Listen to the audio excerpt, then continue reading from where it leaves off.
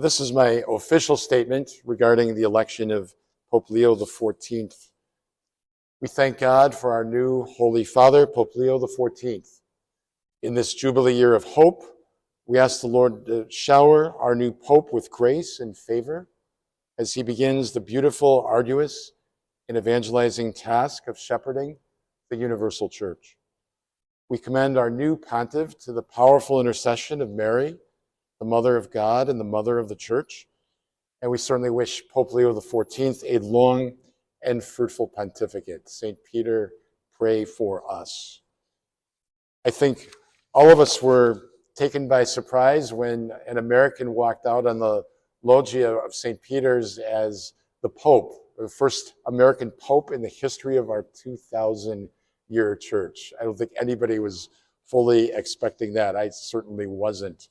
I've never had the pleasure of meeting him. I do not know him, but in studying his background, it's clear that he has a very profound and varied experience within the church, which amply qualifies him in this position of universal pastor. He was born in Chicago.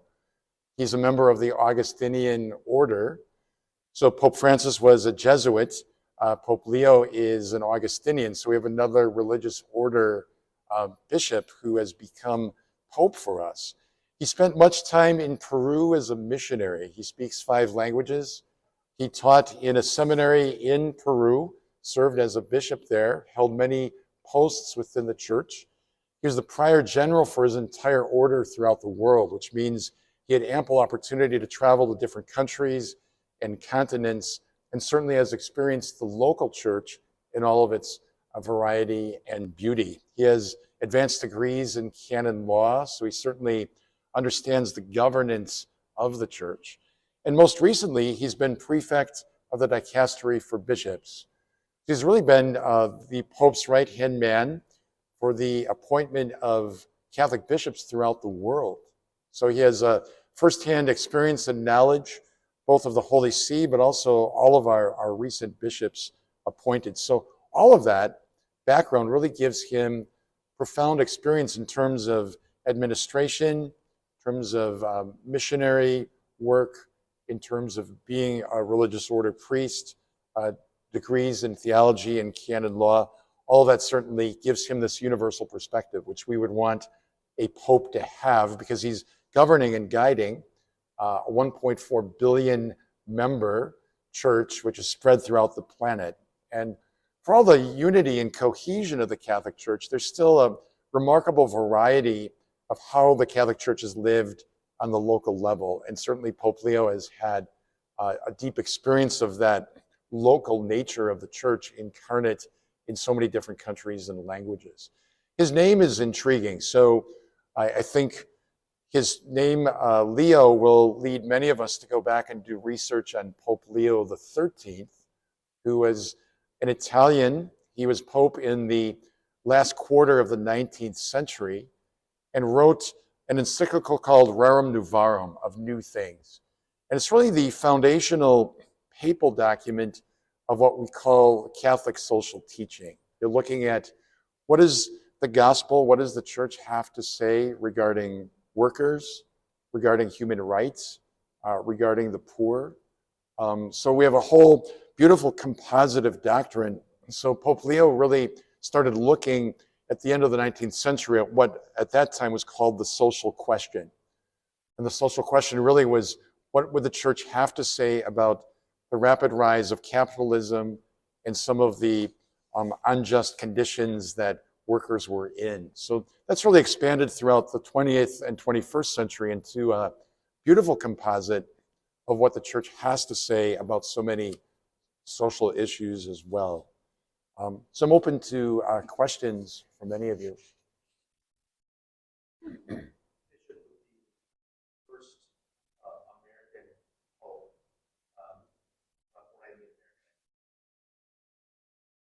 What do you think that might mean for practicing Catholics in America, and talk about trying to find more people to join the priesthood? What do you think this might energize the Catholic base, and what do you think that means for this country? Yeah, I think Catholics in the United States will be rightfully proud that we have someone from the United States who is now Pope of the Universal Church. I think it's a nod of affirmation to the Catholic Church in the United States, which is remarkably vital, remarkably big, and really influential in terms of the global church. So I think we can rightfully take some pride in the fact that one of our own has achieved the papacy. And yes, we would like to hope that it would certainly generate greater interest in the priesthood, in young Catholics here in our own country, saying we feel this deep connection now to the Holy Father through that common bond. To Pope Leo, a complete surprise. Yeah, I would never have thought that, you can never say never, obviously, but I wouldn't have thought that Cardinal from the United States would be our Holy Father. So it's a remarkable day in the history of the church. The second Pope from the Americas, right? So Pope Francis was the first Pope even from the Western Hemisphere. So you see kind of the embrace of the church, the vision of the church expanding. And we see just how all that mission work in previous centuries brought the gospel to the New World. And now we have another Pope from the New World as leader. The Pope being from Chicago now, I know a lot of different, maybe in the diocese have maybe crossed paths in Illinois and whatnot. Is there any connection to the Diocese of Madison, Pope Leo now? Yeah, I don't know of any connection between people here in our diocese and Pope Leo XIV. If there is, I'm sure we will learn about it very quickly, right? There's some people out there saying that choosing a pope from the Americas, after a pope such as Pope Francis, who was so progressive, could be viewed as a political move. Is that a concern in your mind? Yeah, it's not. I think we're tempted, especially in this age, to think in terms of political lenses. And really, when the cardinals go into the Sistine Chapel and make this vow before God, they're really saying, they're standing before the Lord and making this sacred promise that they'll vote for the person who is best suited for the position. So obviously it's a profoundly spiritual, theological reality. So it wasn't lost on us that the first words out of Pope Leo XIV's mouth was, "Peace be with you." And then he said, those were the first words of the risen Christ to the apostles. So first and foremost, the Pope is going to be an evangelizer to the world, to proclaim Jesus Christ crucified and risen as the meaning of human history and the source of salvation. So the church is always proposing the gospel in a very invitational way. And that means lifting up the truth of the faith that we've received and has been faithfully handed down, but always doing that in a profound missionary spirit of charity and of deep love and respect for the human person. There's some who said that Pope Leo is cut from very similar cloth to based on what we know of him so far. Do you think that his time as Pope will be a continuation of the work Francis started? Do you think it'll be different? I mean, what's your hypothesis on this?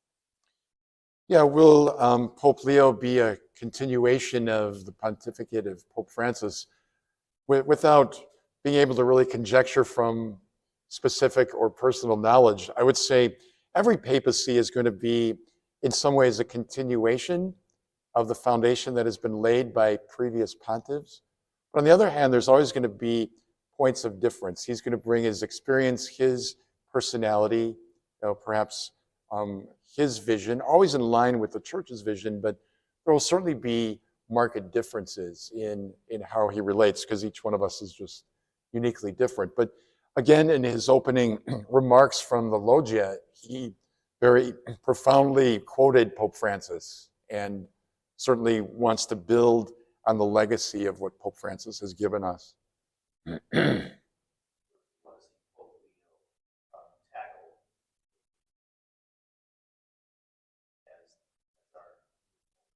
I think some of the immediate priorities for the Catholic Church at this moment in time is certainly to proclaim the gospel and church teaching with clarity, with hope, with joy, and to really continue Pope Francis' focus on missionary discipleship, that all of us are called to engage others in the faith and invite them into a relationship with the Lord. I think, secondly, to continue to solidify the growth of the church in places like Africa, but also really to speak to what started with St. John Paul II and the new evangelization, which is to say we need to re-evangelize, reanimate countries and cultures that have been traditionally Catholic and have now been kind of diminished in the practice of the faith.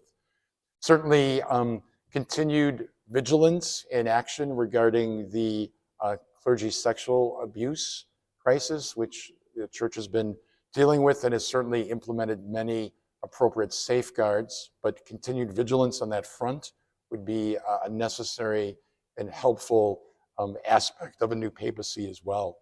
But I think to bolster vocations, really to, with confidence, proclaim to the world the truth that has been received by the Catholic Church from Jesus Christ himself.